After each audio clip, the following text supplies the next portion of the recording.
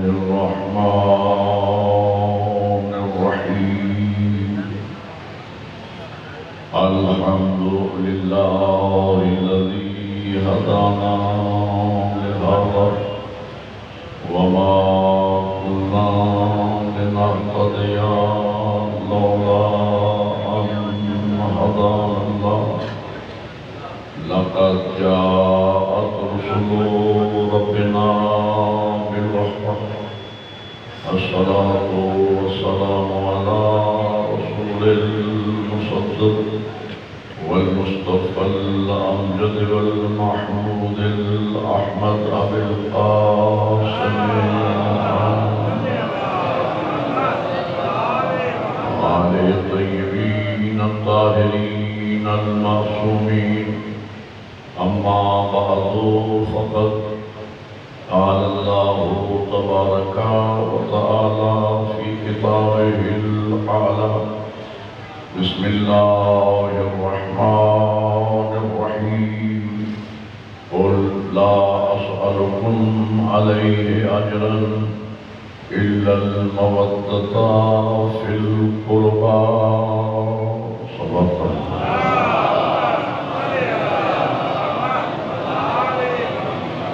برادران ایمانی مولیان حیدر قرار و عاشقان سید نیری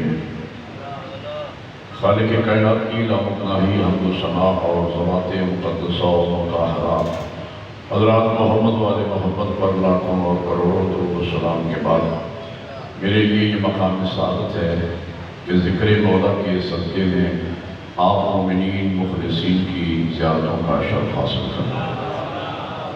میں نے آپ حضرات کے سامنے قرآن مجید کی ایک معروف آیت وف کی ہدایت کی تلاوت کا شرف حاصل کیا ہے. ارشاد پروردگار ہے قل لا اسألکم علیہ اجرا الا المودۃ فی القربى. میرے حبیب امت سے کہہ دیجئے کہ میں تم سے رسالت کا دین پہنچائی کا کوئی اجر کوئی مزدوری نہیں مانگتا سوائے اس کے کہ میرے قریبیوں سے محبت کرو. اللہ نے محبت اہل بیت کو مودت اہل بیت کو اجر رسالت قرار دیا ہے اور ذات نے احسان یہ کیا ہے کہ محبت اہل بیت کا حکم تو دیا ہے لیکن محبت کی کوئی لمٹ محبت کی کوئی حد اللہ نے معین نہیں کی. اور اگر وہ ذات محبت کی حد بندی کر دیتی کہ اتنی محبت کرنا ہے تو جو امتی اس حد تک نہ پہنچ سکتا وہ دائرہ اسلام سے خارج ہو جائے.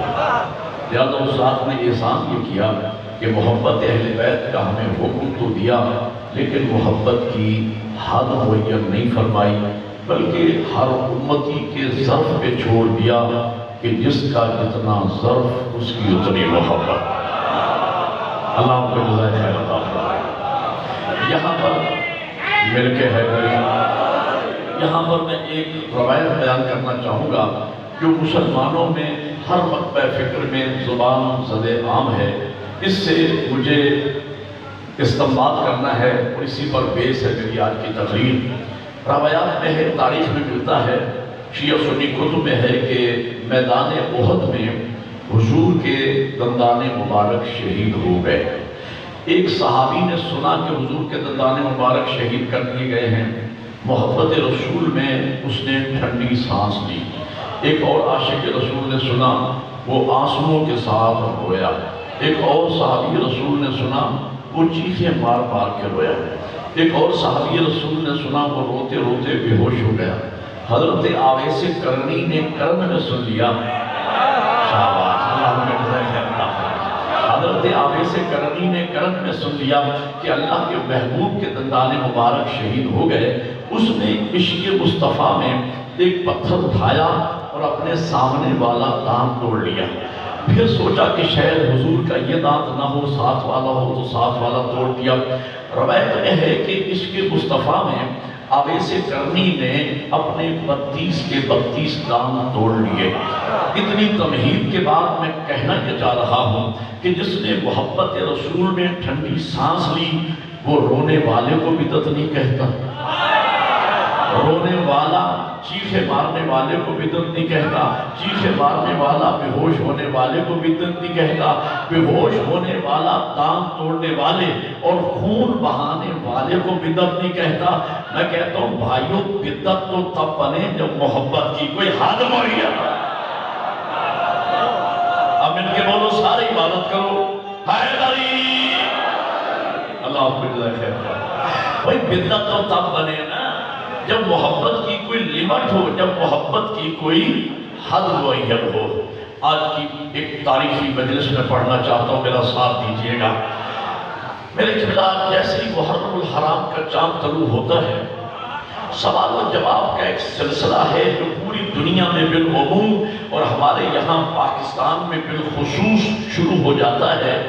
سارا سال مسلمانوں کے ہاں کتاب شریعت بند رہتی ہے، لیکن جیسے ہی نواز رسول کے غم کے ایام شروع ہوتے ہیں، کتاب شریعت کھل جاتی ہے، سوال و جواب کا سلسلہ ہوتا ہے۔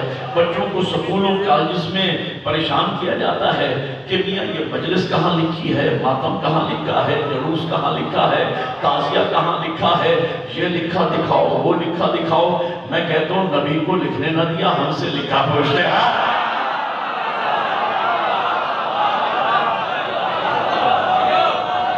دونوں ہاتھ بلند کر کے مل کے حیدری۔ آپ میرا ساتھ دے رہے ہیں تو مجھے امید ہے کہ میں تقریر کر سکوں گا پوری اللہ کی توانائیوں کے ساتھ۔ آج میرا دل یہ چاہتا ہے کہ آج کی اس تاریخی مجلس میں میں مجلس، ماتم، گریہ، جلوس، تعزیہ، علم، سلجنا، پوری آزادی، میرا دل چاہتا ہے میں قرآن سے لکھوں۔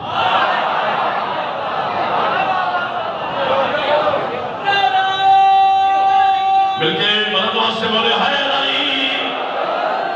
ابتدائی 2-4 منٹ انتہائی قیمتی ہے۔ یہ 2-4 منٹ آپ توجہ سے سماعت فرمائیں گے تو پوری تقریر سمجھ میں آ جائے گی۔ میرے قبلہ قرآن سے میں عزاداری دکھانے والا ہوں۔ قرآن ہے سب سے بڑے کا کلام۔ سب سے بڑا کون ہے؟ ہمارا خالق و مالک۔ سب سے بڑا وہ ہے جو 14 کا بھی خالق ہے۔ سب سے بڑا وہ ہے جسے 14 سجدہ کر۔ ہمارا خالق و مالک سب سے بڑا، سب سے بڑے کی کتاب کا نام قرآن ہے۔ ایک بات اور یاد رکھیے، پڑھے لکھے لوگ تشریف فرما ہے، جو بڑا ہوتا ہے نا وہ فائل طے نہیں کرتا۔ صدر اور وزیر اعظم کا کام فائل طے کرنا نہیں ہوتا، فائل طے کرنے کے لیے پورا سیکریٹریٹ ہوتا ہے۔ صدر اور وزیر اعظم کا اپروول چلتا ہے، صدر اور وزیر اعظم کے سگنیچر چلتے ہیں، صدر اور وزیر اعظم ایک جملے میں حکم جاری کرتا ہے۔ قرآن ہے سب سے بڑے کا کلام۔ اس بات کو پلے باندھ لیجئے کہ قرآن ڈیٹیل اور تفصیلات کی کتاب نہیں ہے، قرآن احکامات کی کتاب ہے۔ میں مثالیں دوں گا تو بات بچے بھی سمجھ جائیں گے، میرے بزرگ تو بہتر جانتے ہیں۔ میرے قبلہ نماز ایک بہت بڑا چیپٹر ہے، بہت بڑی کتاب ہے۔ فقہ کی کتابوں میں لکھا جاتا ہے کتاب الصلاۃ، یعنی نماز باقاعدہ الگ سے خود ایک کتاب ہے، اس میں بہت ساری تفصیلات ہیں۔ مثلا کل کتنی نمازیں واجب ہیں، یومیہ نمازیں کتنی ہیں، ان کے اوقات کتنے ہیں، وضو کی کیا شرائط ہیں، وضو کے مستحبات کیا ہیں، وضو کے واجبات کیا ہیں، مبطلات وضو کل کتنی چیزیں ہیں، نماز کے اوقات کیا ہیں، تکبیرۃ الاحرام کیسے کرنا ہے، قیام میں کیا پڑھنا ہے، رکوع میں کیا پڑھنا ہے، سجدوں میں کیا پڑھنا ہے، اٹھتے وقت کیا پڑھنا ہے، تشہد و سلام میں کیا کیا ذکر کرنا ہے، اور مبطلات نماز کل کتنی چیزیں ہیں، شرعیات نماز کل کتنے ہیں، ان میں سے کوئی شک پڑ جائے تو اس کا تدارک کیسے کرنا ہے، حاضر کی نماز کے کیا احکامات ہیں، مسافر کی نماز کے کیا احکامات ہیں، نماز آیات جسے نماز خسوف کہتے ہیں، نماز خوف بھی اس کا نام ہے، وہ کتنی رکعت ہے، اس کے پڑھنے کا طریقہ کیا، کار کیا ہے، نماز منت اور نظر کیسے پڑھنی ہے، نماز قضاء والدین کیسے پڑھنی ہے، نماز جنازہ کا کیا طریقہ ہے، اس میں کون کون سی اذکار ہیں، اس کی ڈیٹیل و تفصیلات قرآن میں نہیں ہے۔ نماز کے متعلق سب سے بڑے کا حکم موجود ہے، اقیموا الصلاۃ ولا تکونوا من المشرکین، نماز پڑھو مشرک نہ بنو۔ توجہ ہے یہ نہیں، نماز پڑھو مشرک نہ بنو۔ یا فرمایا ان الصلاۃ کانت علی المؤمنین کتابا موقوتا، بے شک ہم نے نماز مومنوں پہ فرض کی۔ یہاں رو کر ایک جملہ کہہ دوں جوانوں کے لیے، ہم نے نماز مومنوں پہ فرض کی ہے۔ ایمان کی 3 ضدیں ہیں، شرک ایمان کی ضد ہے، کفر ایمان کی ضد ہے، نفاق ایمان کی ضد ہے۔ مومن وہ ہے جو لا الہ الا اللہ پڑھ کے شرک سے دور ہو چکا ہو، محمد رسول اللہ پڑھ کے کفر سے دور ہو گیا ہو، اور علی ولی اللہ پڑھ کے نفاق سے دور ہو گیا۔ ایک نعرہ مل کے حیدری، اسے کہا جاتا ہے مومن، اور اللہ فرماتا ہے ان الصلاۃ کانت علی المؤمنین کتابا موقوتا، بے شک ہم نے نماز مومنوں پہ فرض کی ہے۔ روزے کے لیے فرمایا یا ایھا الذین آمنوا کتب علیکم الصیام کما کتب علی الذین من قبلکم لعلکم تتقون، اے ایمان والو روزے تم پہ لکھ دیے گئے ہیں جس طرح تم سے پہلے لوگوں پہ لکھ دیے گئے، کیوں؟ لعلکم تتقون، تاکہ روزے رکھنے کے بعد صاحبان ایمان متقی بن جائیں۔ گویا اللہ ہمارے لیے ایک منتھلی ٹریننگ کا پروگرام بنائے ہوئے ہیں کہ سال میں پورا مہینہ ہم سے روزے رکھوا کے ہمیں متقی بنا کے اللہ ہمیں مولا علی کی ریت میں شامل کرنا چاہتا ہے، اس لیے کہ علی بدماش ہوگا امام نہیں، علی متقی ہوگا امام۔ لیکن عربی کے حیدری توجہ ہے یہ نہیں، نماز کے متعلق حکم موجود ہے یا زیادہ ورکعوا مع الراکعین، رکوع کرو رکوع کرنے والوں کے ساتھ، ڈیٹیل و تفصیلات قرآن میں نہیں ہیں۔ اسی طریقے سے روزہ ایک بہت بڑی کتاب ہے، ایک بہت بڑا چیپٹر ہے، کل کتنے روزے واجب ہیں، کب روزہ رکھنا ہے، کب روزہ کھولنا ہے، مرد کے روزے کے کیا احکامات ہیں، عورتوں کے روزے کے کیا احکامات ہیں، روزہ کب واجب ہوتا ہے کب نہیں ہوتا، حاضر کے روزے کے کیا مسائل ہیں، مسافر کے روزے کے کیا مسائل ہیں، مبتلا کے روزہ کل کتنی چیزیں ہیں، ان میں سے اگر مبتلا کے روزہ میں سے کوئی چیز ہو جائے تو روزہ کیسے باطل ہو جاتا ہے، جان بوجھ کر جو روزہ نہیں رکھتا اس کا کفارہ کیا بنتا ہے، جان بوجھ کے جو روزہ توڑ دیتا ہے اس کا کیا، اس کی ڈیٹیل و تفصیلات قرآن میں نہیں ہیں۔ ابھی میں نے ایک بڑی حکم موجود ہے روزے کے بارے میں، یا ایھا الذین آمنوا کتب علیکم الصیام کما کتب علی الذین من قبلکم لعلکم تتقون، اے ایمان والو روزے تم پہ لکھ دیے گئے ہیں جس طرح تم سے پہلے لوگوں پہ لکھ دیے گئے تھے تاکہ تم متقی بن جاؤ۔ اسی طریقے سے زکوٰۃ ایک بہت بڑا چیپٹر ہے، ایک بہت بڑی کتاب ہے، فقہ کی کتابوں میں لکھا جاتا ہے کتاب الزکوٰۃ، یعنی زکوٰۃ باقاعدہ الگ سے کتاب ہے، کل کتنی چیزیں ہیں جن پر زکوٰۃ واجب ہے اور اس کا الگ الگ نصاب کیا بنتا ہے، اور جب نصاب پورا ہو جائے تو زکوٰۃ کون وصول کر سکتا ہے، اس کا مصرف کہاں کہاں ہے، اس کی ڈیٹیل و تفصیلات قرآن میں نہیں ہے۔ البتہ سب سے بڑے کا حکم موجود ہے وَآتُوا الزَّکَاۃَ، اور زکوٰۃ ادا کرو۔ نماز روزہ حج کی طرح حج بھی ایک بہت بڑا چیپٹر ہے، بہت بڑا باب ہے جس کا کتابوں میں لکھا جاتا ہے کتاب الحج، یعنی حج ایک الگ سے باقاعدہ کتاب ہے۔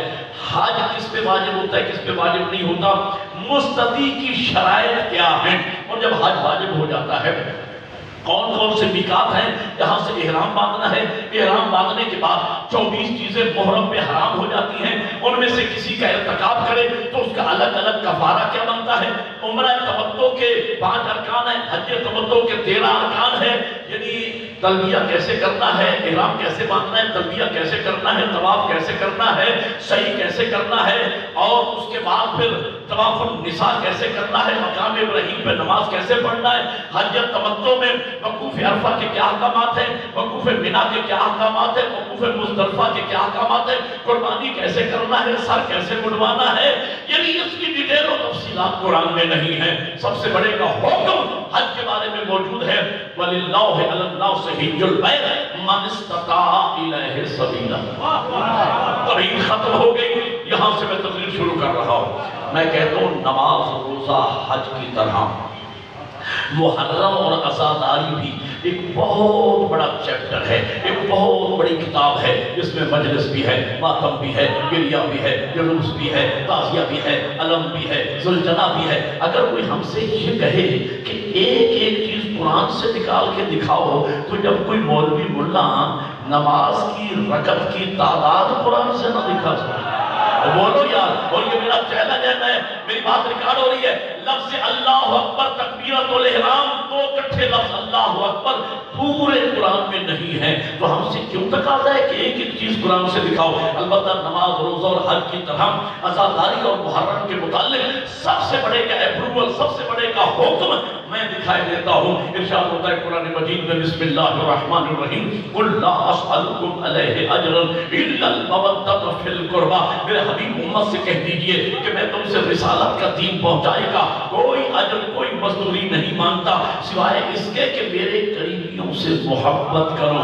محبت کا حکم میں نے دکھا دیا ہے۔ اب جو کچھ ہم محرم اور عزاداری میں کرتے ہیں، مجلس، ماتم، کریا، جلوس، تعزیہ، علم، زوجنا، ان ساری چیزوں کو محبت کے پیمانے پہ پرکھتے چلے جاؤ، اور کوئی ایک چیز محبت سے الگ کر کے دکھاؤ تو بدعت بنے۔ سارے مل کے کہنے لگے صاحب ٹھیک ہے، توجہ آخری حدانے تک، کہنے لگے صاحب ٹھیک ہے، نماز کی ڈیٹیل و تفصیلات قرآن میں نہیں ہیں، لیکن نبی کے عمل سے تو ثابت ہے، نبی نے نماز باقاعدہ پڑھ کے دکھائی۔ میں کہتا ہوں مسلمانوں، آپ کی غیرت سے سوال ہے، آپ کو نماز کے متعلق نبی کا عمل نظر آ گیا، اور جو حالت نماز میں پشت نبی پہ بیٹھا ہے وہ حسین نظر نہیں آیا؟ آؤ میں مولا حسین کے متعلق تمہیں نبی کا عمل دکھاؤں۔ کتاب کا نام کشف المحجوب، داتا علی حجویری لاہور والے داتا صاحب، ان کی لکھی ہوئی کتاب ہے، اہل سنت کی بہت برترین کتاب ہے، اور راوی حضرت عمر رضی اللہ تعالیٰ عنہ فرماتے ہیں، میں بارگاہ رسالت میں گیا، میں نے عجیب منظر دیکھا، نبی دونوں ہاتھوں اور پاؤں کے بل زمین پہ چل رہے ہیں، پشت پہ حسین سوار ہے، بے ساختہ میری زبان سے نکلا، نعم المرکب یا حسین، حسین تیری سواری کتنی عظیم ہے۔ نبی نے میری طرف مڑ کے دیکھا، عمر سواری نظر آ گئی، سوار نظر نہیں آیا۔ سواری عظیم ہے تو سوار بھی کتنا عظیم ہے۔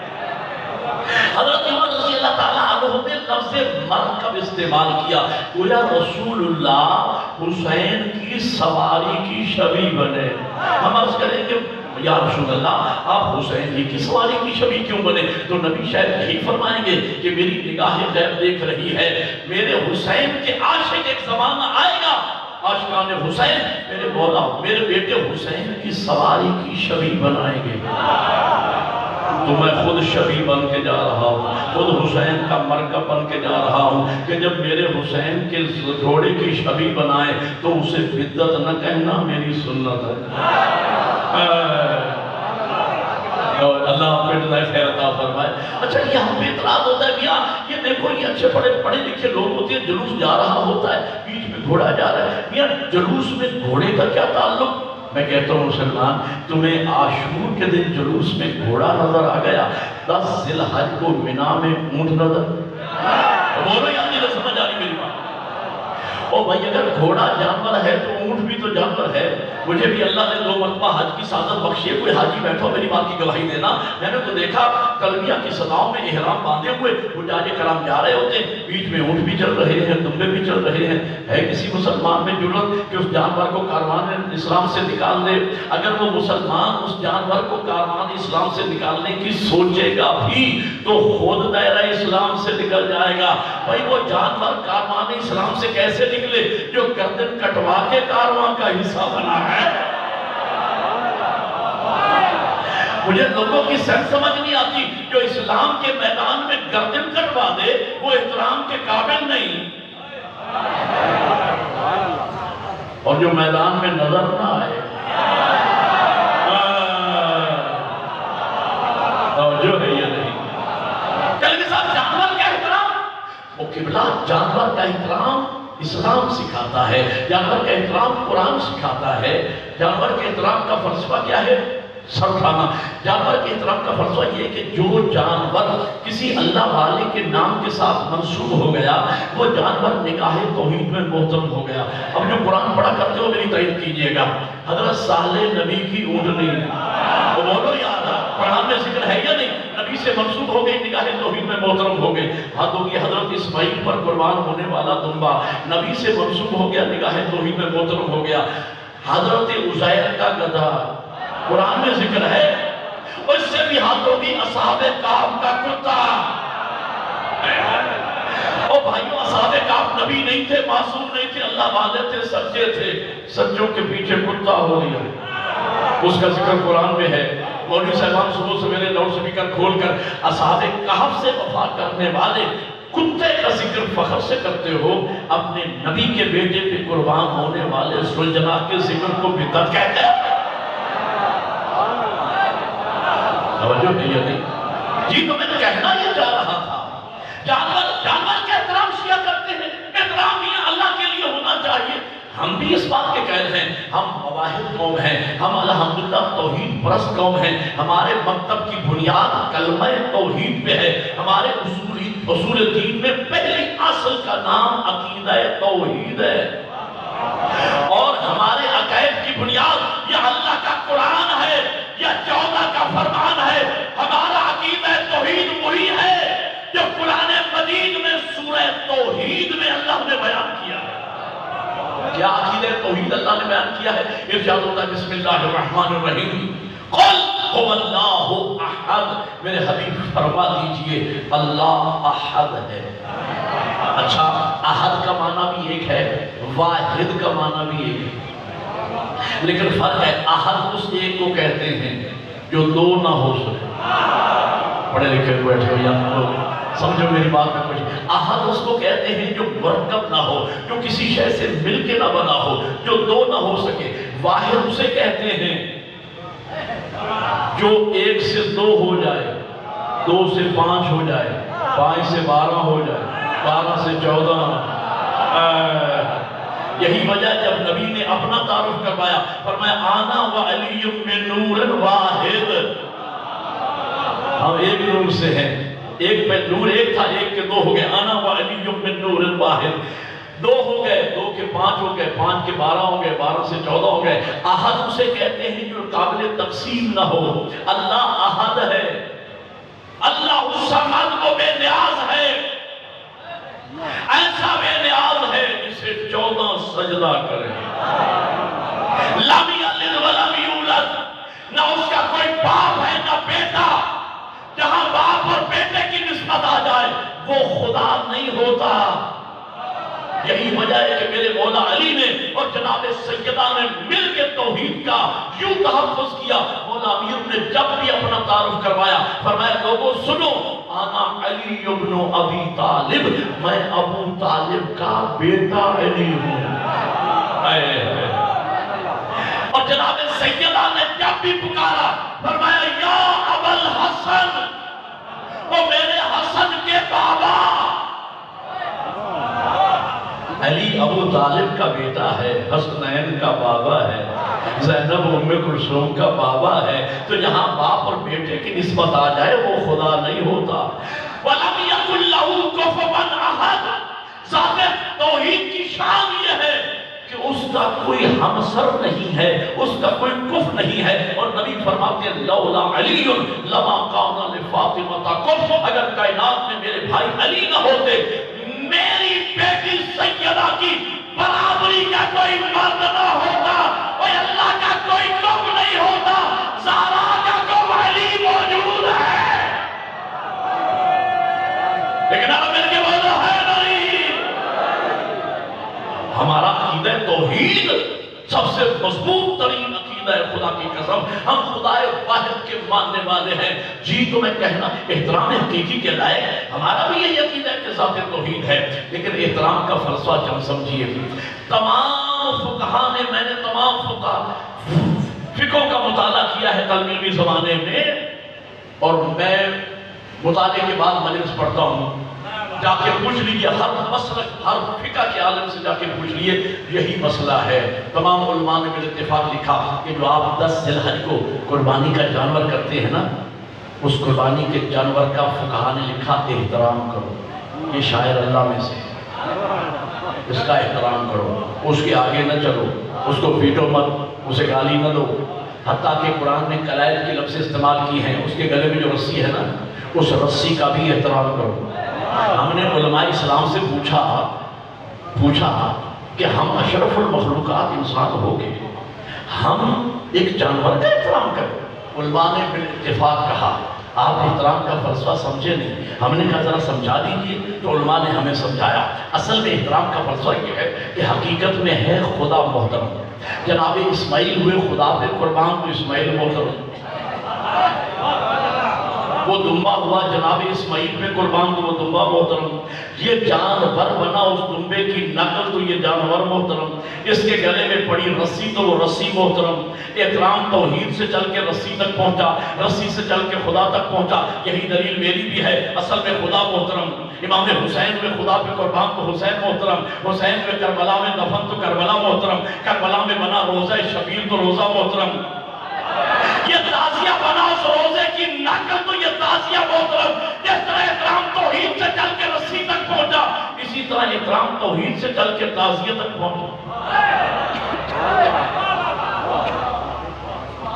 کہنے لگے کہ جب تعزیے کے اندر رکھا ہی کچھ نہیں ہے تو آپ چونتے کس چیز کو ہو؟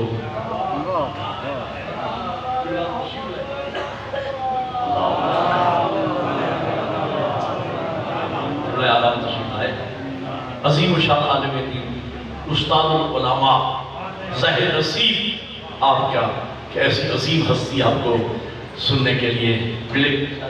اگر یہ تشریف لائیں گے میرے بات پڑھیں گے. ایک مرتبہ ان کی آمد پہ بلنداز سے درود پڑھتے محمد والے.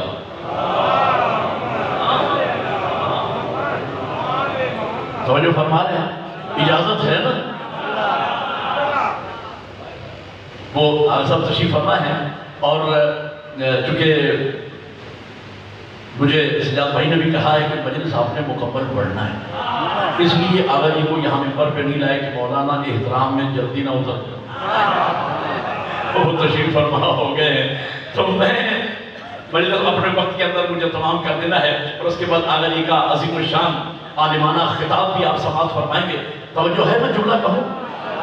احترام کا فلسفہ یہ ہے، اصل میں ہے خدا محترم. امام حسین ہوئے خدا پہ قربان، تو حسین محترم. حسین ہوئے کربلا میں دفن، تو کربلا محترم. کربلا میں بنا روزہ شبیر، تو روزہ محترم. یہ تعزیہ بنا اس روزے کی نقل، تو یہ تعزیہ محترم. جس طرح احترام توحید سے چل کے رسی تک پہنچا، اسی طرح احترام توحید سے چل کے تعزیہ تک پہنچا. کہنے لگے جب تعزیہ کے اندر رکھا ہی کچھ نہیں ہے تو آپ جھومتے کس چیز کو ہو؟ میں کہتا ہوں شیعہ سنی مسلمانوں مجھے بتاؤ، آپ جو کعبہ کی طرف سجدہ کرتے ہو تو کیا کعبہ میں اللہ بیٹھا ہو؟ بولتے کیوں نہیں آپ میرے ساتھ؟ بولو یار، مجھے بتاؤ آپ لوگ کا. اچھا ایک سوال کا مجھے جواب دو، آپ کعبہ کی طرف سجدہ کرتے ہیں یا کعبہ کو سجدہ کرتے ہیں؟ جواب دو. ہم کعبہ کو سجدہ نہیں کرتے، کعبہ کی نسبت ہے ذات توحید کی طرف. ہمارا رخ ہوتا ہے قبلہ کی طرف، سجدہ ذات توحید کو ہے. اسی طرح ہمارا منہ ہوتا ہے تعزیہ پر، سلام عقیدت شہادت عظمیٰ کو ہے. خالی ہمارا رخ ہو، ہمارا منہ ہوتا ہے علم عباس پر، سلام عقیدت وفائے عباس کو ہے. کہہ لگے صاحب یہ شیعہ ایسے ہیں، شیعہ ویسے. کیوں بھائی؟ کہنے لگے یہ نواسہ رسول پہ آنسو بہاتے ہیں. اچھا مجھے لوگوں کی سین سمجھ میں نہ آئی. جو نواسہ رسول پہ آنسو بہائے وہ تو آپ کی نگاہ میں اچھا مسلمان نہیں ہے. تو جو نواسہ رسول کا خون بہائے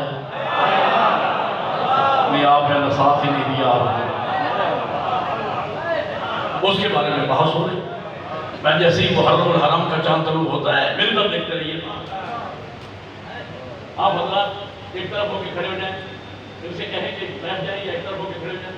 انتظامیہ کے علاوہ کوئی بندہ کرا دیں. ان کو بچوں کو بھی لہذا آپ کی ڈیوٹی ہے تاکہ مجلس مل کر ہو. ضرور پڑھیں محمد والے محمد پہ بلند آواز. جیسے محرم الحرام کا چاند طلوع ہوتا ہے اور ٹیبل ٹاک شروع ہوتی ہے، ٹی وی میں کچھ علماء کرام بیٹھ جاتے ہیں اور موضوع چل رہا ہوتا ہے میاں یزید کو برا کہنا چاہیے یا نہیں. بعض لوگ کہتے ہیں کہ میاں یزید کو امام مالک کا فرمان ہے، فتویٰ ہے کہ یزید پہ لعنت کرنا بھی جائز ہے اور یزید جائے گا بھی جہنم میں. لیکن میاں اکثر علماء یہ کہتے ہیں، فقہا یہ کہتے ہیں کہ یزید کا معاملہ خدا پہ چھوڑ دینا چاہیے. وہ خدا کی مرضی ہے، یزید کو معاف کرے، جنت میں لے جائے یا جہنم میں لے جائے. یزید جنت میں جائے جہنم میں جائے، اب اس میں ہمیں بحث نہیں کرنا چاہیے۔ اور اکثر علماء عالم یہ کہتے ہیں میاں خدا کی مرضی ہے، لیکن یاد رکھنا ہم نے توحید کے فوراً بعد، ہم شیعہ علی نے توحید کے فوراً بعد اللہ کی عدالت کا اقرار کیا ہے۔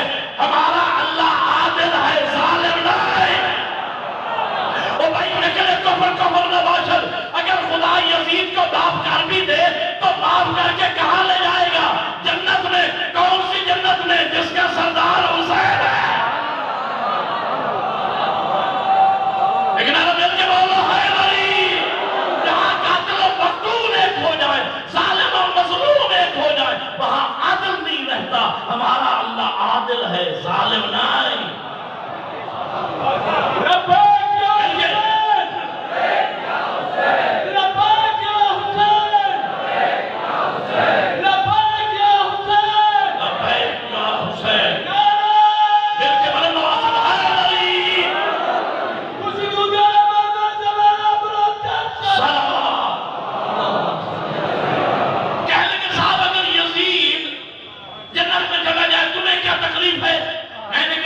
یزید تو جنت میں جائے گا نہیں، البتہ تمہیں اختیار ہے قیامت کے دن جہاں یزید جائے تم بھی اس بات کرو۔ ہمارے بچوں کو سکولوں میں تنگ کیا جاتا ہے، میاں یہ شیعوں نے خود ہی مارا ہے امام حسین کو، اور خود ہی یہ سوال ہوتا ہی یا نہیں ہوتا ہے نا؟ کامن سوال ہے پورے ملک میں کہ لگے یہ شیعوں نے خود ہی مارا ہے امام حسین کو، اور اب خود ہی روتے پھرتے ہیں۔ اجازت ہو تو 2 اور 2 4 کر کے مسئلے کو حل کر دو، تاکہ عزیز بچوں اور نوجوانوں کے ہاتھوں میں دلیل آ جائے۔ ایک سوال کا جواب، بھائی یہی مقدمہ ہے محرم اور صفر میں آپ لڑتے ہیں اور دنیا کے سامنے رکھتے ہیں، ایک سوال کا جواب آپ نے بول کے دینا ہے تاکہ جو بچے بیٹھے ہیں ان کو سمجھ آئے۔ مجھے بتائیں امام حسین علیہ السلام کا قاتل کون ہے؟ یزید صاحب۔ امام کا قاتل ہے یزید۔ یہ شبر یہ خولی یہ تو کرائے کے لوگ، اصل تو یزید ہے نا، مارا تھا امام کو یزید نے، یہ کہتے ہیں شیعوں نے مارا۔ قاتل ہے یزید، مارا تھا یزید نے، یہ کہتے ہیں شیعوں نے مارا۔ پھر میں کہتا ہوں مارا تھا یزید نے، یہ کہتے ہیں شیعوں نے مارا۔ مسئلہ حل کر لیتے رہو شیعوں نے تو بقول ان کے نقل کفر نباشر، میں سمجھانے کے لیے سغرا کبرا ملا کے نتیجہ کیا نکلا؟ بقول ان کے، یہ کہتے ہیں یہ شیعوں نے مارا امام سے، مارا تھا یزید نے، یہ کہتے ہیں شیعوں نے مارا، تو سغرا کبرا ملا کے نتیجہ کیا نکلا؟ بقول ان کے پھر یزید شیعہ ہوا، پھر وہ ہمارا ہوا، پھر ہماری مرضی ہے ہم یزید کو 7 ورش اوپر سے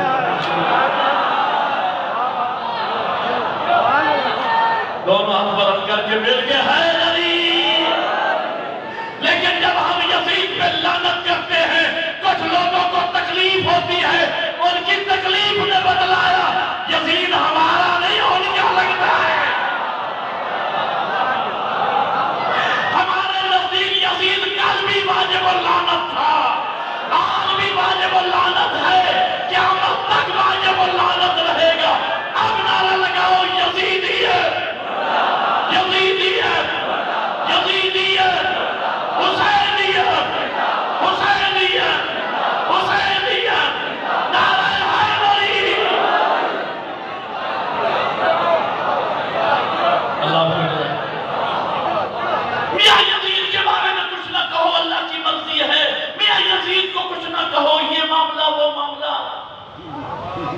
اور اسلام آباد کا ایک ملا ہے جو یہ کہتا ہے کہ اگر ہم یزید پہ لعنت کریں یا جہنمی کہیں تو ان اصحاب کا کیا بنے گا جنہوں نے یزید کی بیعت کی؟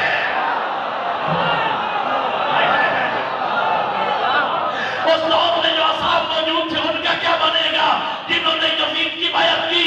اس مسئلے کا جواب جماعت اسلامی کے بانی مولانا مودودی نے نصف صدی پہلے دے دیا تھا۔ دیوبندی حسینی ہے، دیوبندی ہے لیکن حسینی ہے۔ اور بھائیوں نے فرقے ہی 2 بچ گئے ہیں واقعے کربلا کے بعد، یا حسینی ہے یا یزیدی ہے۔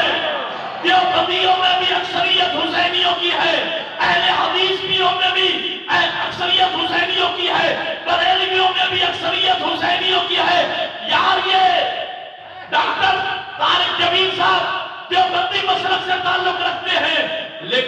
حسینی ہیں. فرماتے ہیں میں جب بھی روضہ رسول پہ گیا میں نے ایک ہی بھیک مانگی، یا رسول اللہ قیامت کے دن مجھے اپنے حسین کے میراثیوں میں شمار ہے.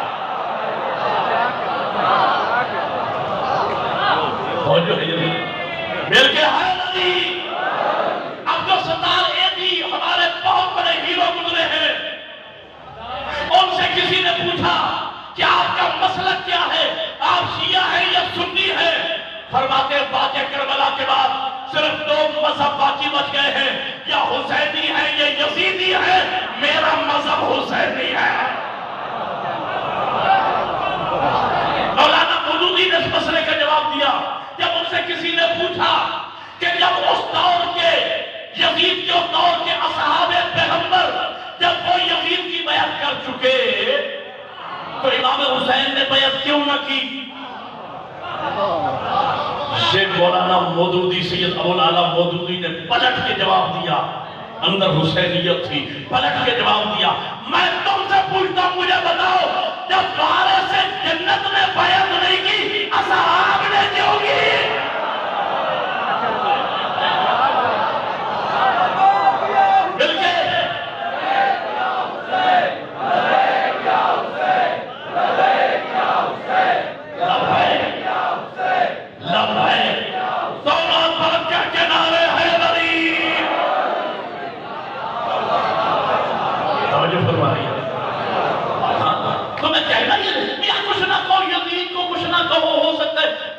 مسئلے کو میں 2 اور 2 4 کر کے حل کرنا چاہتا ہوں. 2 بندے دیکھیں میں کس ٹیکنیکل طریقے سے مسئلے کو حل کرنے والا ہوں، اس بات کو یاد رکھنا. 2 بندے آپس میں لڑ پڑے، ایک نے دوسرے کو کوسا، اللہ کرے تو مر جائے. ہوتا ہے لڑائی میں، ہوتا ہے. 2 بندے آپس میں لڑ پڑے، ایک نے دوسرے کو کوسا، اللہ کرے تو مر جائے. دوسرا سیانا سکر سمجھدار بھلو مانو ہوئے اس اٹھو آنے نہ سمجھائے میں. اس نے اس کی طرف دیکھ کر کہا کہ تو میرا پروردگار ہے، تو میرا خالق و مالک ہے کہ تو کہے گا تو میں مر جاؤں گا.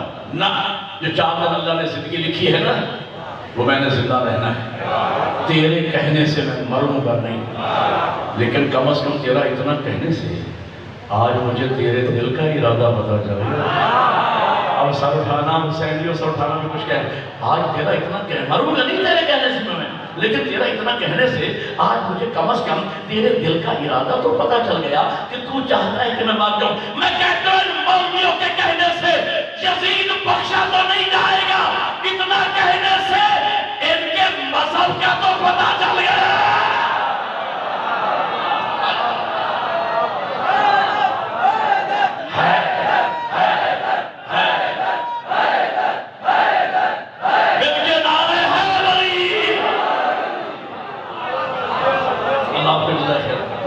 ان کے مذہب کا تو پتہ چل گیا. ہاں کہا جاتا ہے میاں یزید جمہوری خلیفہ تھا، عالم اسلام یزید کی بیعت کر چکا تھا، اور جو بات ماننے والی ہے اس کو ماننا چاہیے. جو جمہور کی تعریف مسلمانوں نے کی ہے بات تو ٹھیک ہے کہ عالم اسلام بیعت کر چکا تھا. چند شخصیات تھی جنہوں نے بیعت نہیں کی، ان میں سے کچھ بک گئے، کچھ دب گئے. ڈٹ گیا حیدر کرار کا بیٹا. ہاں عالم اسلام بیعت، اور یزید کا باپ اپنی زندگی میں یزید کے لیے بیعت لے کے مرا تھا. عالم اسلام بیعت کر چکا تھا، اور جو 4 اصول مسلمانوں نے بنائے ہیں جمہوری خلیفہ کے وہ اس میں منطبق بھی ہوتے تھے. یعنی اس کے لیے استخلاف بھی تھا، شورا بھی تھا، اجماع بھی تھا، قیاس بھی تھا. یہ 4 اصول ہیں اس میں منطبق بھی ہوتے تھے، اور عالم اسلام بیعت بھی کر. میں کہتا ہوں اگر وہ جمہوری خلیفہ تھا بقول آپ کے اور عالم اسلام بیعت کر چکا تھا اور اکیلے حسین نے بیعت نہیں کی تھی تو یزید کو پریشانی کاہے کی؟ بھئی اگر وہ سننا میرے سمجھنا، اگر وہ جمہوری خلیفہ تھا تو اپوزیشن تو جمہوریت کے پنپنے کا سبب ہوتی ہے، اپوزیشن تو جمہوریت کی ترقی کا باعث ہوتی ہے. اس کو تو خوش ہونا چاہیے تھا کہ چلو اکیلا ایک کینڈیڈیٹ، کم از کم جمہوریت میں اپوزیشن کوئی نہ کوئی تو ہے. اکیلا حسین صحیح اپوزیشن ہے تو صحیح. میں ایک مثال دوں تاکہ عزیز بچے بھی سمجھیں. بھائی اگر کوئی پارٹی پورے ملک پاکستان کی ساری سیٹیں جیت لے جائے سوائے چمڑ کی ایک سیٹ کے, تو مجھے پریشانی کس بات کی ہے بھائی؟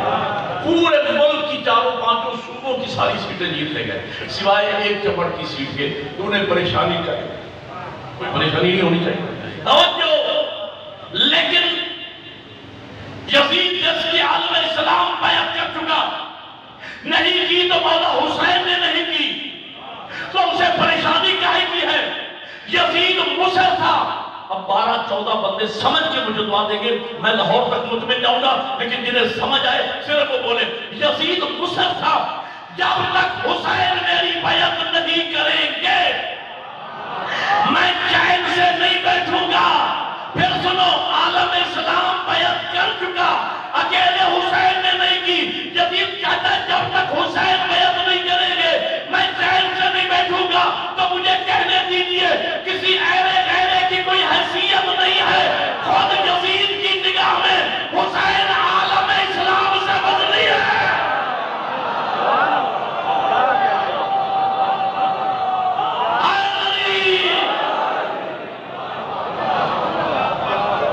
اللہ پھر خیر خود یزید کی نگاہ میں پورے عالم اسلام سے حسین وزنی تھا. میں یہ اگلا جملہ میرا ہے, پورا عالم اسلام جو بیعت کر چکا تھا یزید کی نگاہ میں ایک کچرے کی حیثیت رکھتا تھا. یزید کی نگاہ میں بھی اگر کوئی قابل حیثیت ذات تھی حسین کی ذات.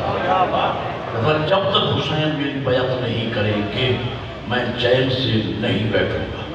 اچھا, وہ بیعت لے کے چاہتا کیا تھا؟ بھائی یہی تو مقدمہ ہے جو محرم سفر میں آپ سارا سال لگتے رہتے ہو, اسی پر میں آپ کے سامنے. آپ نے بیعت بیعت بیعت بہت تقاریر سنی ہوگی, آج ایک طالب علم سے مسئلہ بیعت سنیے گا. جب معاملہ کیا ہے بھائی, جب عالم اسلام بیعت کر چکا ہے تو آپ حکومت کرو. یہ کیوں اصرار کیوں ہے کہ جب تک حسین بیعت نہیں کرے گا؟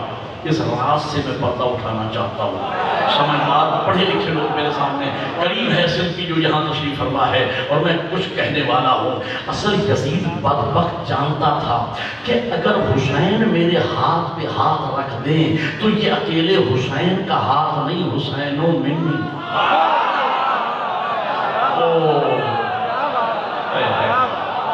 اللہ کو سلام.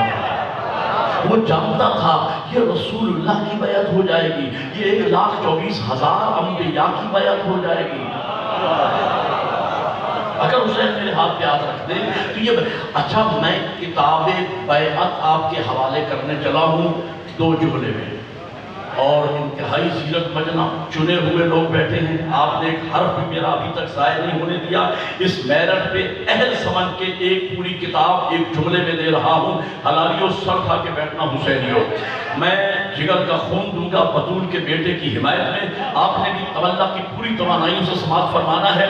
بات جب مکمل ہو جائے تاریخی ہو تو نعرہ بھی تاریخی لگے, لیکن حسینیت زندہ باد, یزیدیت مردہ باد کا واشگاف نعرہ سندھ کی دھرتی پہ گونجنا چاہیے, لیکن پوری توجہ کی توانائیوں کے ساتھ. معاملہ یزید یہ جانتا تھا اگر میرے ہاتھ پہ حسین ہاتھ رکھ دیں, یہ اکیلے حسین کا ہاتھ نہیں, حسین و منی, یہ رسول اللہ کی بیعت ہو جائے گی, یہ 1,24,000 انبیاء کی بیعت ہو جائے گی. اچھا, تو وہ بیعت کروا کے پس منظر میں چاہتا کیا تھا؟ یہ لفظ ہے توجہ فرمانا.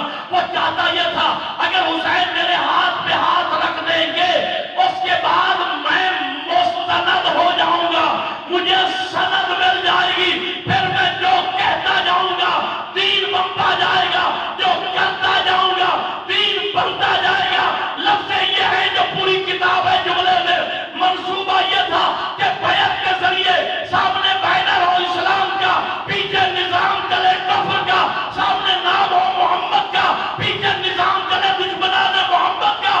بطول کے بیٹے نے میدان کربلا میں یزید کو چیلنج دیا, یزید حسین کی زندگی میں یہ کیسے ہو سکتا ہے کہ نام میرے نانا کا ہو, کردار میرے دادا کا ہو. حسینیت, حسینیت,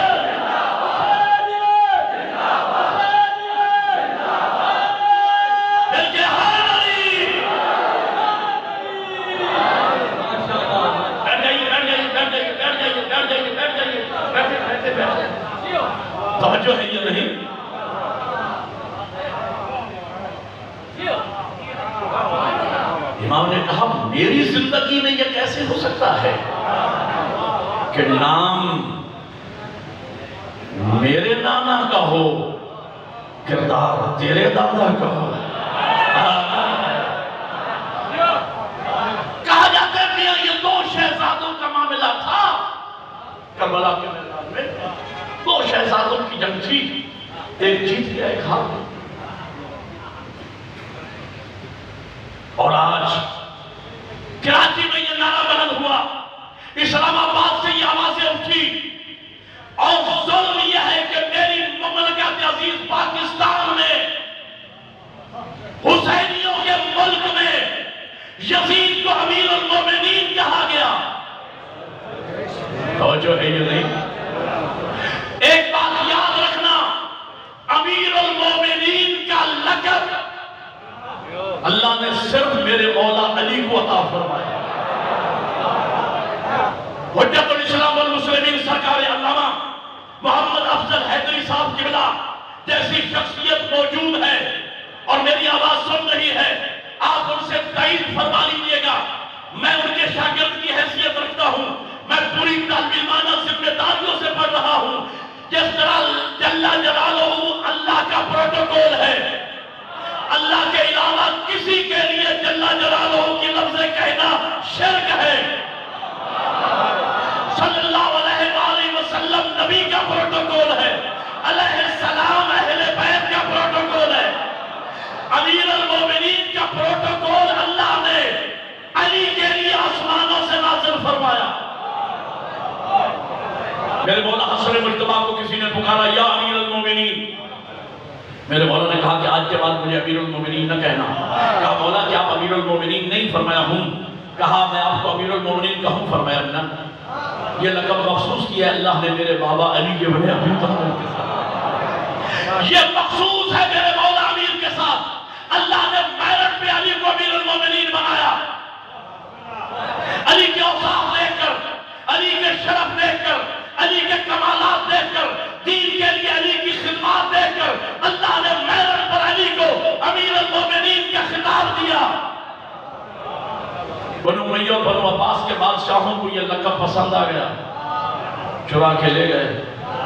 ایک بات میں کہتا ہوں، اب پتہ نہیں کون سمجھے کون نہ سمجھے، میں کہتا ہوں اگر بادشاہ کا لباس فٹ پاتھ پہ بیٹھے ہوئے کسی فقیر کو پہنا دیا جائے تو وہ جوکر ہی تو لگے گا، بھائی وہ جوکر مسخرہ ہی تو لگے گا۔ لباس تھا امیر المومنین کا، لوگ لے گئے چرا کے۔ توجہ ہو تو جملہ کرو، اچھا اس سے پہلے ایک اور جملہ کرو، لائق سجدہ صرف اللہ کی ذات ہے بس، اللہ کے علاوہ کوئی لائق سجدہ نہیں۔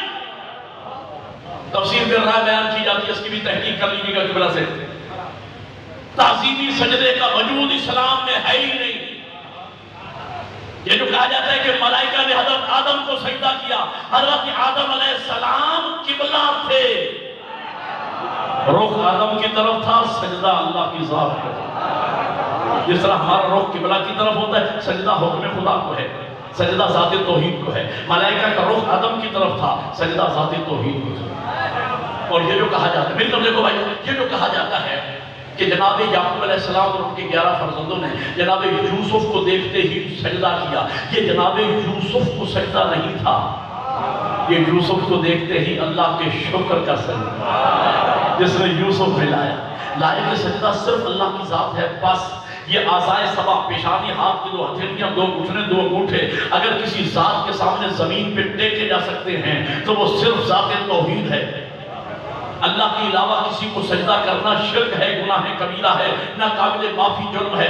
یہ پیر کو سجدہ، یہ فقیر کو سجدہ، یہ دربار کو سجدہ، یہ فلاں کو سجدہ شرک ہے۔ اللہ کے علاوہ کوئی لائق سجدہ نہیں۔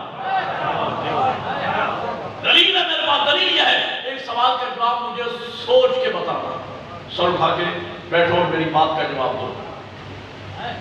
اللہ کے بعد از خدا، اللہ کے بعد کائنات میں سب سے عظیم ترین ذات کس کی ہے؟ بولو رسول اللہ، جن کا لقب ہے ختمی مرتبت، جہاں تمام مراتب دی بعد از خدائے بزرگ دوئی قصہ مختصر کہ میرا قیامت پہ بلند آواز سے درود پڑھ لیں محمد والا.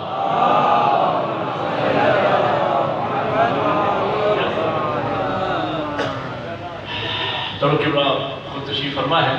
اور میں بڑی فراغ دلی سے جب علماء کی موجودگی میں پڑھتا ہوں تو میں فراغ دلی سے کہتا ہوں، کیونکہ ظاہر ہے کہ میرا علم بہت لو ہے، میں کہتا ہوں اگر میری بات میں کچھ بھی اشتباہ ہو تو عالم دین پہ واجب ہے کہ منبر پر ہی مجھے ٹوکے، تاکہ سب لوگوں کی اصلاح ہو جائے اور میری بھی اصلاح ہو جائے. اور یہ بات آئندہ میں دوبارہ کسی مجلس میں نہ کہوں. لائق سجدہ صرف اللہ کی ذات ہے. اگر تعظیمی سجدے کا وجود اسلام میں ہوتا تو بعد از خدا عظیم ترین ہستی کا نام میرا نبی ہے.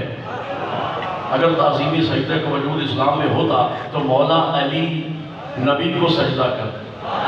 بولو یار، جناب سیدہ مولا علی کو تعظیمی سجدہ کرتے، حسنین اپنی ماں عصمت کبریٰ کو تعظیمی سجدہ کرتے. اگر تعظیمی سجدہ کا وجود اسلام میں ہوتا، کوئی تعظیمی سجدہ نہیں، سجدہ صرف اللہ کی ذات کے لیے ہے بس. اور لوگوں کا مقدر پھوٹا جنہوں نے اللہ کو لائق سجدہ نہ مانا، پھر ان کی پیشانی کیسی کیسی خسیس چیزوں کے سامنے جھکی. وہ انسان کبھی پتھر کے سامنے جھکا، کبھی آپ کے سامنے جھکا، کبھی بندر کے سامنے جھکا، کبھی گائے کے سامنے جھکا، کبھی درخت کے سامنے جھکا. کہاں انسان کہاں درخت، کہاں انسان کہاں پتھر، کہاں انسان کہاں گائے، کہاں انسان کہاں بندر، کہاں انسان کہاں آگ. لیکن ذوق سجدہ کو تسکین نہ ملی، اس لیے کہ وہ ایک سجدہ جسے تو گراں سمجھتا ہے ہزار سجدوں سے دیتا ہے آدمی کو نجات. جو لائق سجدہ تھا جب اسے نہیں سجدہ کیا تو یہ انسان کیسے کیسے خسیس چیزوں کے سامنے سے جھکنا پڑا.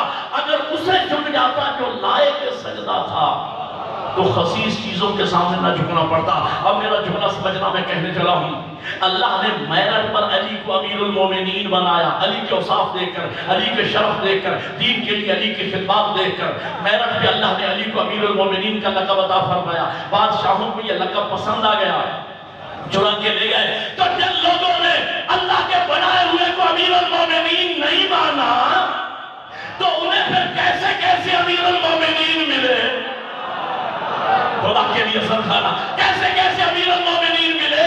یزید امیر المومنین، ولید امیر المومنین، مروان ابن حکم امیر المومنین، عبد الملک ابن مروان امیر المومنین، شراب کے حوض میں غوطے لگانے والے امیر المومنین، نشہ کی عالم میں 2 کی جگہ 4 رکعت نماز پڑھانے والے امیر المومنین، ماں بہن اور بیٹی میں تمیز نہ کرنے والے امیر المومنین، جمعہ کی نماز بند کے پڑھانے والے.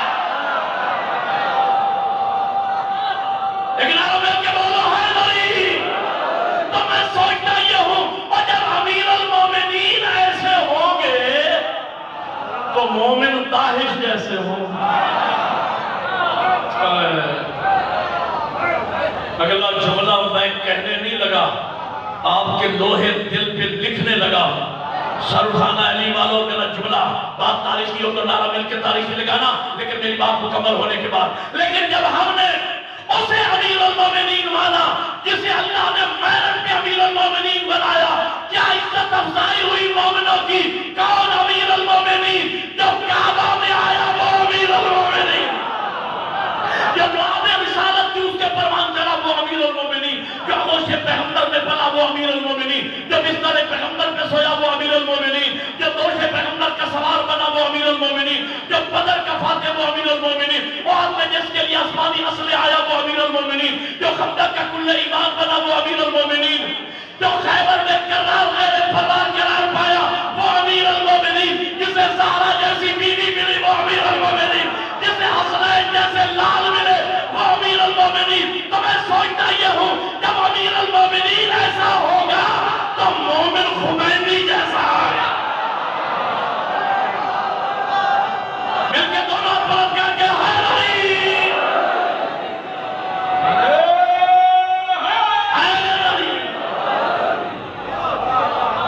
جب امیر المومنین ایسا ہوگا تو مومن خمینی جیسا ہوگا.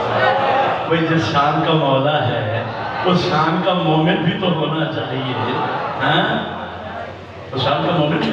جب مولا امیر المومنین جیسا ہوگا تو مومن سید علی خامنائی جیسا ہے، پھر مومن سید حسن نصر اللہ جیسا ہے۔ توجہ ہے یہ نہیں؟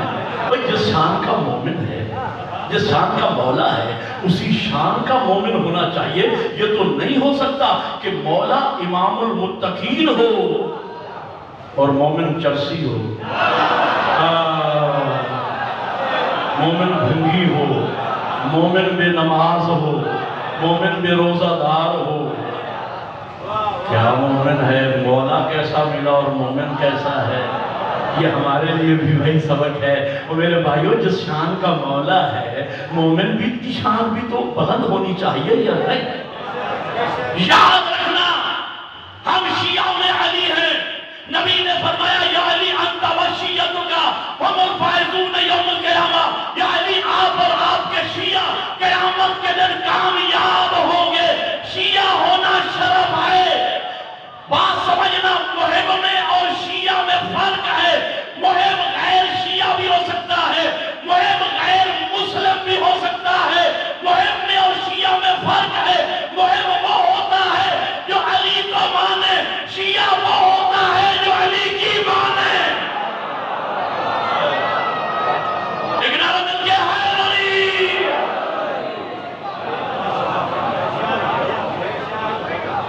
میں آخری جملے کہوں گا اور آدھا جی کو ٹائم دوں۔ میں ظاہر ان کی پیشانی کر رہا ہوں، میں عزیز ہوں، ان کا شاگرد کی حیثیت ہے میری، میں روک رہا ہوں یہیں پہ۔ آپ صاحب اندر تشریف لے گئے وہاں، اور مجھے تھوڑا سا زیادہ پانی مجلس چاہتا تھا کہ اور بولا نہ پڑے، میں نے بات کو لمبا کر لیا، روک رہا ہوں۔ کہنے لگے یہ تو شہزادوں کا معاملہ تھا میاں، کربلا میں ایک جیت گیا، ایک ہار گیا۔ میں کہتا ہوں مجھے دنیا کی کسی ڈکشنری میں دکھاؤ جہاں قتل ہو جانے کا معنی لکھا ہو شکست اور قتل کر دینے کا معنی لکھا ہو فتح۔ یہ دنیا کی کسی ڈکشنری میں نہیں ہے۔ ہمیشہ مقصد کی جیت ہوتی ہے، مقصد کی ہار ہوتی ہے۔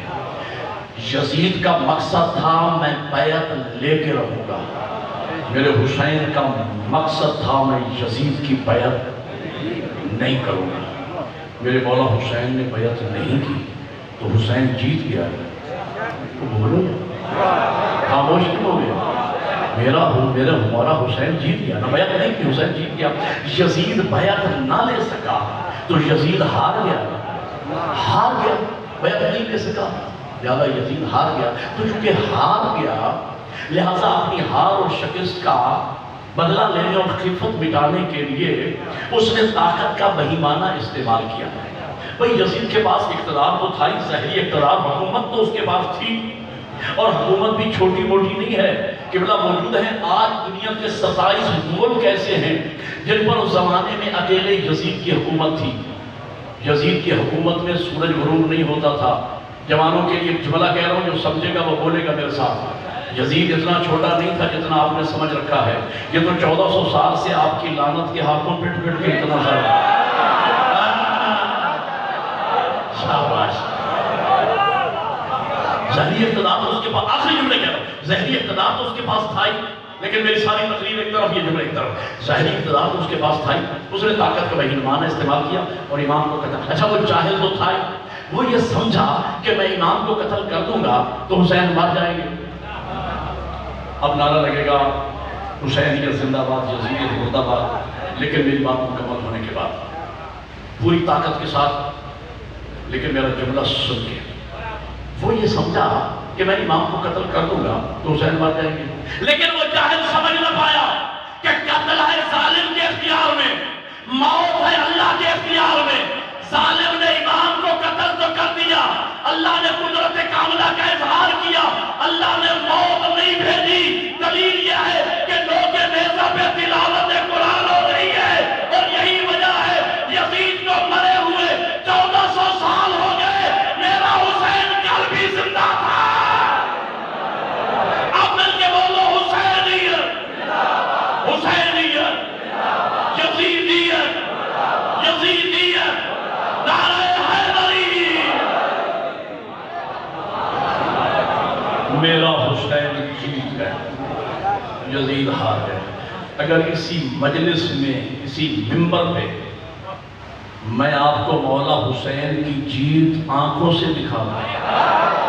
حسینیوں پھر دعا کرو گے یا نہیں؟ آنکھوں سے سمجھانا اور میرا جملہ سمجھنا، میرا حسین جیت گیا، یزید ہار گیا۔ اور بھائیوں، جب پارٹی الیکشن جیت جاتی ہے چوکوں میں جلوس وہی لے کے آتی ہے، اور جو پارٹی الیکشن ہار جاتی ہے وہ رات کو گھروں میں منہ چھپائے پھرتے ہیں۔ لوگوں، میرا حسین جیت گیا، اربعین پہ حسین کے جلوس دیکھ لینا۔ یزید ہار گیا، آج بھی یزیدی عاشور کے دن قبرستانوں میں منہ چھپائے پھرتے ہیں۔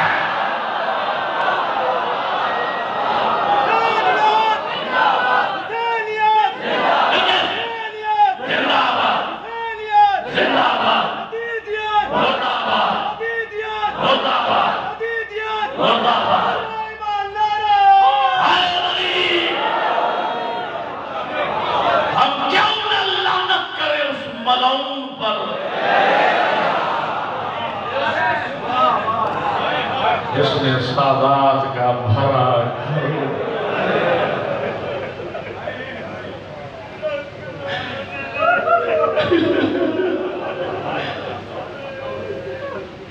علامہ صدر حسین نجفی محسن ملت میرے استاد موسم قبلہ بھی شاگرد ہیں ان کے، میں بھی چھوٹا سا ان کا شاگرد ہوں، مجھے بھی جوتیاں سیدھی کرنے کا شرف حاصل ہوا، جس کا آج یہ فیض کہ میں منبر پہ بیٹھا ہوں۔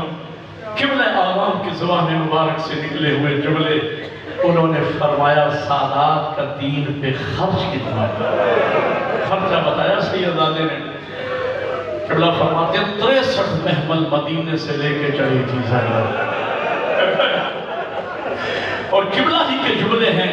جب واقعہ کربلا ختم ہو چکا نا، علماء مقاطع لکھتے ہیں پھر بھی 40 اونٹ تھے جن پر بیویوں اور بچوں کو سوار کیا گیا۔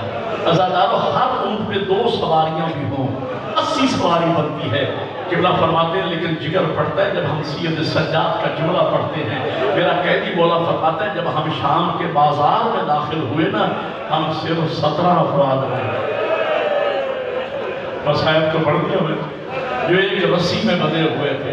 وہ چھوٹی اولاد والا مومن مجھے بتا، وہ چھوٹے چھوٹے معصوم بچے کہاں ہیں؟ میں سید ہوں، مسافر ہوں، آپ کا مہمان ہوں، آپ میرے شریف میزبان ہیں۔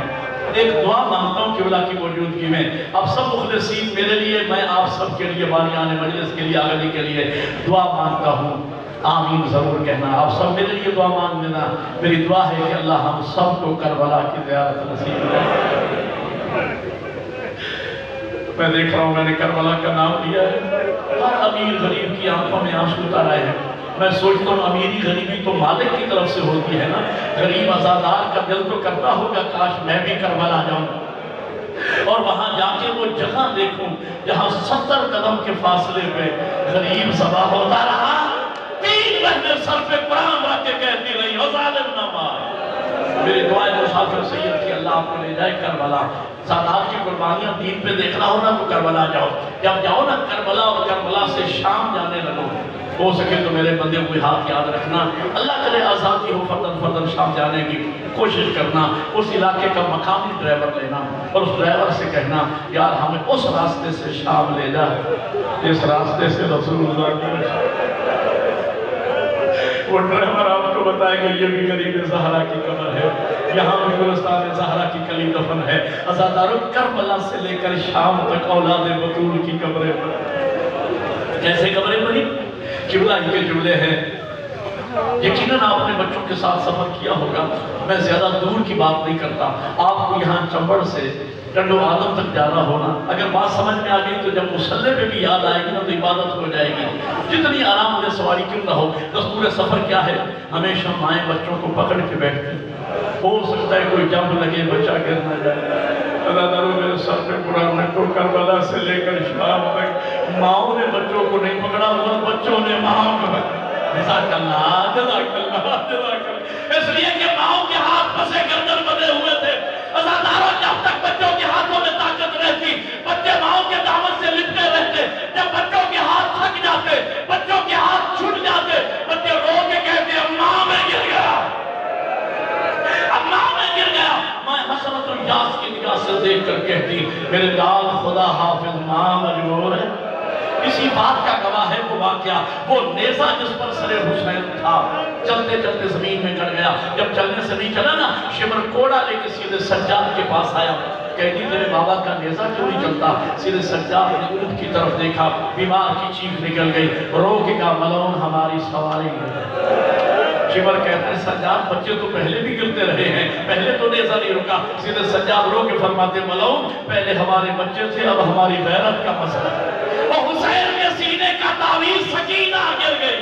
عزاداروں میں نے پڑھ دیا آپ نے سن لیا، سکینہ کا نام آیا، جناب زینب نے اپنے آپ کو اونٹ سے یوں گرایا جیسے عباس زین سے گرتا۔ اگر یہی جملہ چند سال پہلے میں نے میرا غازی خان محسن نقوی شہید کے جلسے میں کہا، خدا کی قسم وہ منظر مجھے نہیں بھولتا۔ ایک بزرگ سیدزادہ سفید ریش کھڑا ہو گیا، اس نے کہا مولانا بی بی کا تقابل عباس ہے، عباس علی کا بیٹا تھا، زینب علی کی بیٹی۔ اگلا جملہ ماتمی کا مجھے قبر کی دیواروں تک نہ بھولے گا، کہا مولانا عباس کا گھوڑے سے گرنا اور ہے، زینب کا اونٹ ہے۔ جس کی ماں کا جنازہ رات کو اٹھا تھا، رات کا وقت بھی نے تلاش کرنا شروع کیا، تھوڑی دور کہتی کیا دیکھا؟ اگلا جملہ صرف رونے کا نہیں ہے، تمہارے مذہب میں ماتم جائز ہے۔ تھوڑی دور گئی بھی کیا دیکھا؟ کالے برقعے والی بی بی ہے جس نے جناب سکینہ کو اٹھایا ہوا ہے، پیار کر رہی ہے۔ جناب زینب آگے بڑی، سکینہ بیٹا آؤ قافلہ رکا ہوا ہے، بچی کو لیا، پھر اس بی بی کی طرف دیکھ کر کہا بی بی آپ نے ہم پہ بڑا احسان کیا، ہماری یتیم بچی کو اٹھایا، لیکن ہائے افسوس زینب غریب ہو گئی، میں تجھے اس احسان کا بدلہ نہیں دے سکتی، کریم کی بیٹی ہوں، ایک وعدہ کرتی ہوں قیامت کے دن ہوگا ماں بطول سے تیری سفارت کرواؤں گی۔ اشیاء بطول کا نام آیا، بی بی نے نقاب الٹ دیا، رو کے کہا بیٹا زینب مجھے پہچان، ارے میں تیری ماں زہرا، جب سے تو نے مدینہ چھوڑا میں نے جنت البقیع چھوڑ دیا۔ بیٹا زینب تو مکے آئی ماں تیرے ساتھ تھی، تو کربلا آئی ماں تیرے ساتھ تھی، جب اکبر کو برچھی لگی تنہا تو نے نہیں دیکھا میں نے بھی دیکھا، جب عباس کے بازو قلم ہوئے تنہا تو نے نہیں دیکھے میں نے بھی دیکھے، اور جب میرا چکیاں پیس پیس کے بالا حسین ذبح ہو رہا تھا، بیٹا زینب تو قلعہ زینبیہ پہ کھڑی دیکھ رہی تھی، میں گردن پہ گردن رکھ کے کہہ رہی تھی ظالم نہ وہاں۔ آخری جملے اور قبلہ ہی کا جملہ ہے، 1.5 منٹ کی زحمت عزاداروں۔ قبلہ فرماتے ہیں یہی وجہ ہے کہ شام میں سیدزادیوں کو زندان وہ ملا جس کی چھت نہیں تھی، مکمل ہوگی میری وجہ سے۔ قبلہ کا جملہ ہے، چاہتا ہوں کہ یہ لفظ بھی سنا دوں آپ کو۔ قبلہ فرماتے ہیں سیدزادیاں نہ دن کی گرمی سے محفوظ نہ رات کی سردی سے محفوظ۔ ایک دن دروغہ سید سجاد سے کہتے ہیں، دربان بار سید سجاد سے کہتے ہیں قیدی جب میں آج رات کے ٹائم زندان کا دروازہ بند کرنے لگوں نا تو آپ ذرا اپنی بیویوں کو گن لیا کیجیے، کوئی بیوی زندان سے باہر نہ رہ جائے۔ امام کی آنکھوں میں آنسو آئے، کہا دروغہ تو ان بیویوں کی عظمت سے واقف نہیں ہے، یہ اس وقت ماں بیویاں ہیں، یہ وہ بیویاں ہیں جن کی ماں کا جنازہ رات کو اٹھا تھا، یہ وہ بیویاں ہیں جو آج رات کو نانا کے روزے پہ جایا کرتی، جب تیرا دل چاہے تو زندان کا دروازہ بند کر لیا کر۔ جملہ ماتم کا ہے، اگر کر سکو عبادت ہو جائے گی۔ عزادارو قبلہ فرماتے ہیں، امام نے رو کے فرمایا دروغہ تو اتنی ضد کیوں کرتا ہے، اتنا اصرار کیوں کرتا ہے؟ دروغے کی آنکھوں میں آنسو آ گئے، کہ کہہ دی جب میں آدھ رات کے ٹائم زندان کا دروازہ بند کر لیتا ہوں، آدھ رات کے بعد میں دیکھتا ہوں زندان سے باہر ایک کالے برقعے والی بیوی ہوتی ہے جو کبھی حسین حسین کر کے روتی ہے، کبھی زینب زینب کر کے بیل کرتی ہے۔ امام فرماتے ہیں دروغہ وہ بی بی ہم قیدیوں میں سے نہیں، ارے وہ تو میری ماں زہرا جو زندان سے باہر اپنے بچوں کا